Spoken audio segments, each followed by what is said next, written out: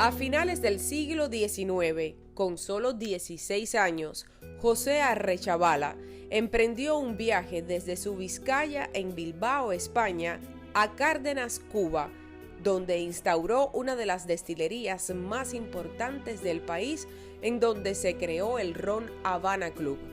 Sus descendientes continuaron prestigiando la marca hasta que en 1959, guerrilleros al mando de Fidel Castro llegaron hasta sus instalaciones para anunciarles que su negocio ahora pertenecía a la revolución, obligando a sus dueños a exiliarse. Aunque la familia luego pudo vender la marca con la receta original a la firma Bacardí en Estados Unidos, el régimen de la isla se las agenció no solo para robar el famoso ron y su nombre, sino también asociarse a la firma francesa Pernod Ricard, quienes junto al gobierno cubano sostienen hasta hoy un litigio con Bacardí por los derechos del famoso ron Habana Club. Ahí tienen parte de esta historia de la que vamos a estar hablando hoy. Los descendientes de José Arechavala, que vivían en Cuba cuando llegó la expropiación, eran Ramón, su esposa Amparo y un hijo pequeño en aquel momento. Ramón falleció aquí en el exilio en el año 2010 intentando ganar la batalla en los tribunales, y su viuda Amparo cuenta toda la historia que ha quedado plasmada en una obra de teatro de carácter inmersivo para que los asistentes puedan vivir prácticamente en carne propia lo que ocurrió a la familia en aquellos años en Cuba. Le doy la bienvenida a Vanessa García y Victoria Collado, autora y directora respectivamente de Amparo. Tú eres la directora y Vanessa es la escritora. Correcto.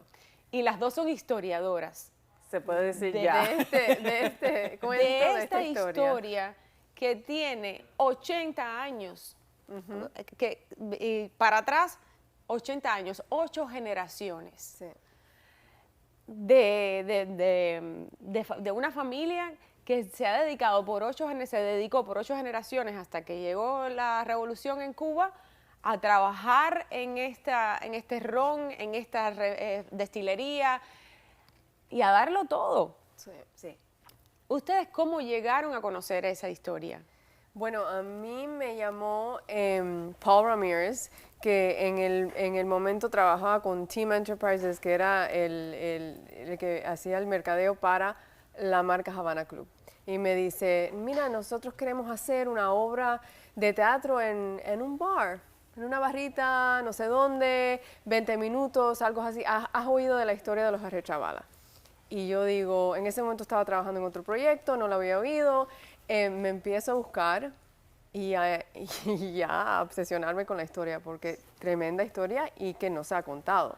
Así es. Y en ese momento digo, bueno, esta es la historia de muchos cubanos, es decir, es representativa de la historia de muchos de nosotros.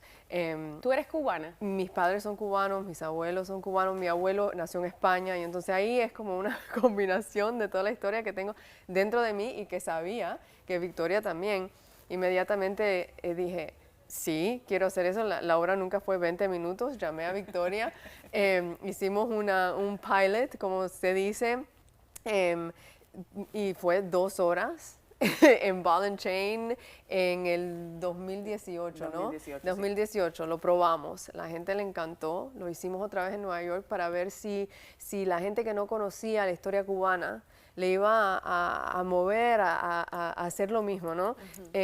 Y sí, funcionó también, había gente en una cola afuera, era un VIP event y se había rodado la palabra así. Claro. Entonces dijimos, ok, tenemos algo aquí. Y empezamos a hablar con todo el mundo y creamos con Bacardí la experiencia que pasó en el 2019. Porque aquí no solamente hay una historia de dedicación, sino también de lo que hizo este hombre por Cárdenas, Cuba. Construyó o reconstruyó un puerto marítimo de Cárdenas, o sea, hizo la ciudad de Cárdenas. Sí, y hasta este punto que todavía le dice Arechavala, aunque no esté el nombre de Arechavala, en la factoría, todavía en Cárdenas, si estás con cardenenses, todavía le dicen, está por Arrechabala. Y entonces hay un legado que no se puede quitar. Te puedes robar todo lo que te dé la gana, pero no puedes quitarle el legado y el esfuerzo que hizo, no solo José, pero toda la familia y todo el equipo. Ellos fueron, siempre nos cuentan de qué buenos eran con su compañía. José cuando vino en un bote limpiando piso. A los 15 años. A los 15 años. Y cuando fuimos a España también a hacer un poco de research, también sabíamos que él constantemente le daba a Vizcaya, a Gordejuela también. Entonces era una persona que siempre daba fruto. Y creando pueblo. No, y creando empleos en la propia Cárdenas. Entonces él también a su pueblo de Vizcaya, en Gordejuela, esto es Bilbao, él era vasco. Sí. También los atendía a ellos. Sí, no, y están todas las tumbas. Ese fue un viaje muy especial para nosotros. Sí. Porque ¿La tumba está en Gordejuela? sí, están casi... La familia, hay parte de la familia que está allá. Nosotros hablamos con ellos para conseguir esa parte de la historia porque también hay familia allá. Entonces, cuando llegó Fidel con sus guerrilleros, como estábamos contando en el reportaje, los que estaban representando a Arrechabala en aquel momento en Cuba, porque claro, todo esto ocurrió y se desarrolló en Cárdenas, pero en el momento en que llegan a la expropiación, sí tenían un bar que creo que se llamaba el Bar Ron Habana Club, porque ya había sido fundado el Habana Club. Ellos tenían otros rones y tenían otras bebidas, tenían vermú, coñac, y fundan luego el Habana Club. Es la historia, la parte de la historia que conocemos nosotros, ¿no? Él estaba en el 1959, él acababa de tener un accidente de carro enorme, había llegado al hospital, quería regresar a la oficina por todo lo que estaba pasando, él estaba muy involucrado en ese momento y llegan en el 1959, le tocan la puerta y le dicen, I am Pepe now, como dicen ahora, yo soy Pepe ahora, nosotros somos Pepe, que era básicamente... Esto ya no es tuyo. Esto ya no es tuyo. Nosotros somos Arrechabala, es decir, y se lo quitan y lo mandan para la casa. Primero estuvo en la cárcel también unos días antes. Eso fue después, eso fue en el 63 ya. Justo antes de irse. Y las dos cosas, todo pasa en el año nuevo. Le quitan la compañía el 1 de enero del 59, ya acabado de pasar, ya un año de que había empezado la revolución, y en el 63 están celebrando el cumpleaños de Ramón. Que también es el año nuevo. Y ahí vinieron los revolucionarios y dijeron que ahí había algo, no encontraron nada, pero que había licor ilegal y se lo llevaron 3 días. Me imagino que para obligarlo de alguna manera a exiliarse, a que se acabara de ir, ¿no? Le dijeron, o te unes a la revolución, te quedas aquí en la prisión o te vas. Claro. Y él estaba acompañado de su esposa Amparo. Sí. Tenían un niño pequeño ya en aquel momento. Sí. Amparo es la única de esta parte o sea, por Ramón, que es sobreviviente de esta historia. Bueno, la hija y los hijos, es decir, tiene nietos y todo esto, pero la que vivió la experiencia y todos estos momentos, sí, es ella. Ella tiene la historia, ella es la que nos contó la historia y sí. Claro. Finalmente, Amparo, su hijo pequeño y Ramón vienen para acá, para el exilio. Y mucha gente se pregunta por qué esto está en litigio todavía. Años después ellos le venden la receta original, la marca, porque Cuba se la roba, no les paga un peso. Exacto. Nada, no los indemniza. Cuba se la roba y entonces ellos le venden aquí, en los Estados Unidos, a Bacardí la receta original y la marca. Ahora bien, mucha gente se pregunta, ¿pero por qué Bacardí sí pudo seguir haciendo su marca en el exilio y Habana Club no? Bueno, era una compañía aún más vieja, 1. 2, ya tenían punto de distribución en otras partes en Puerto Rico del mundo. Y en México. Exacto. Claro. Entonces ellos pudieron salir y decir, nosotros todavía somos Bacardí, continuar la marca, y ellos tocaron, Juan Prado, que está en la obra, tocó puerta por puerta y les dijo, mira, nosotros somos Bacardí, vamos a estar haciéndolo de Puerto Rico, pero nosotros somos el Bacardí real. Es decir, Ramón no pudo hacer todo ¿No eso. tuvo esa visión de empezar a comercializar su ron antes de lo que Bueno, sucedió? imagínese No se imaginó lo que iba a suceder. Bueno, es que José Arrechavala llega cuando Bacardí ya está establecido. Entonces, los años que toma establecerse y poder hacer eso, yo creo que ellos tomaron, fue un punto donde era a lo mejor un punto de expansión, pero no estaban en ese punto, creo yo, en ese momento. Y ellos siempre quisieron, con la marca Havana Club, exportarlo y estar en los Estados Unidos. Se llama Havana Club. Es en inglés el nombre. Es decir, la intención de eso fue eso. Pero no les dio tiempo. No les dio tiempo. No, desafortunadamente. Exacto. Entonces Bacardí, entonces Cuba se roba el nombre y se asocia con una marca francesa.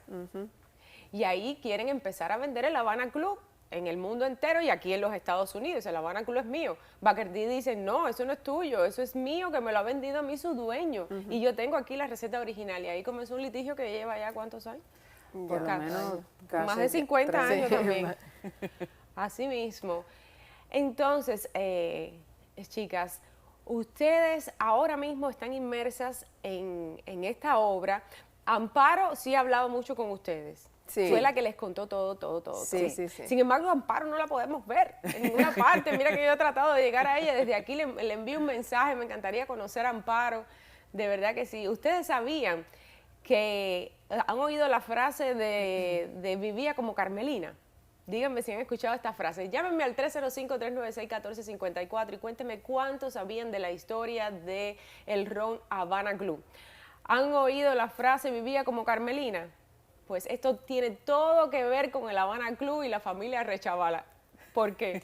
Bueno, la mamá de Ramón es Carmelina. Es la Carmelina. O sea, la mamá de Ramón es la Carmelina de ese cuento, de esa famosa frase, que era, Carmelina era sobrina, ¿no? Nieta de José Arrechavala. Y es verdad que esa gente no hacía nada. Había mucho dinero, tenían mucha plata. Es decir, tenían mucho, pero nos han contado mucho de Carmelina, que no era tanto lo que aparentaba, ¿no? Ella era como una Paris Hilton, ¿no? En aquel momento. Es la idea, ¿no? Pero también aparentemente era muy cómica, muy buena gente. No, todo el mundo que nos contaba que la conocía, es decir, que no la veía de una ventana, que la conocía, tenía eso también, algo eso de chiste, de humor, sí. Entonces pudimos conocer otra parte de del dicho, ¿no?